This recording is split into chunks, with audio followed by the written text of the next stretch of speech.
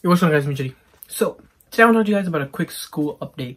So we know the schools all over the world kind of, went to a huge halt right in the middle of most semesters, and they couldn't really finish off with any of the exams, finals, everything was kind of jeopardized.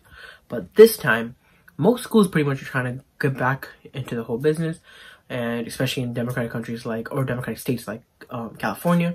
Pretty much what's going to happen is schools are going to start on the exact same day that they would always start, and things would just be online for the first 6 weeks or for the first semester for some schools, and for the second semester everything will be back to either hybrid or online depending on how the virus is. So that's what we're going to talk about today. As always, let's go. All right, so let's start off with most of the basic stuff with Democratic school policy, Republican school policy. So with Republican and Democratic policy, we basically have a lot of difference, because in the Republican policy, of course, they want to open schools again, run schools normally with people and students and everybody, the whole staff, basically like normal schools.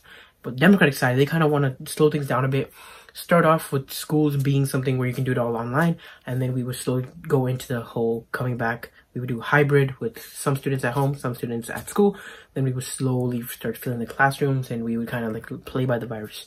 Whereas, of course, Republicans do not want that to happen. They want schools to start right away, and they don't think that the virus is a huge threat to kind of stop schools from continuing. All right.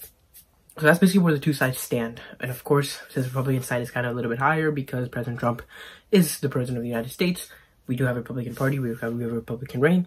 So of course, schools are going to be starting a little bit earlier, and schools are they're going to be incorporating the online schools in most Democratic states, and they're just kind of watching the whole play-by.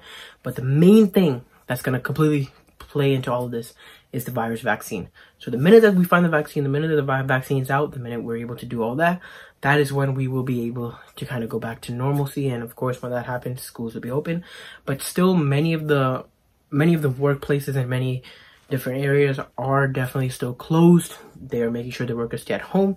And President Trump has signed another bill that's gonna send more people who are making less than 100K a year get more money and more benefits.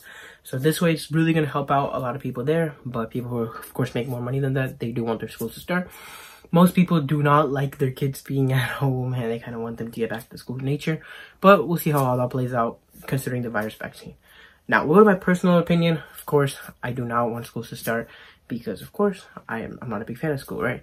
As a full-time student, I do believe that staying at home is a better idea, because schools are literally the easiest way to spread a virus.